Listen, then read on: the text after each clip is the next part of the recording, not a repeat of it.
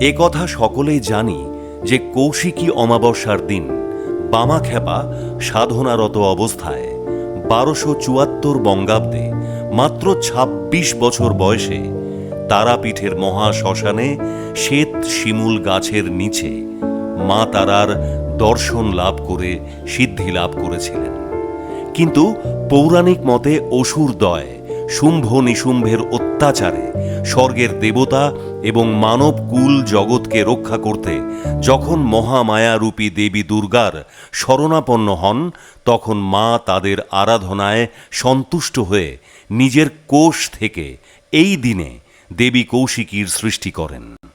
দেবী কৌশিকী শুম্ভ নিশুম্ভ চণ্ডমুণ্ডের বিনাশ করে সৃষ্টিকে রক্ষা করে জগতে শান্তি প্রতিষ্ঠা করেন।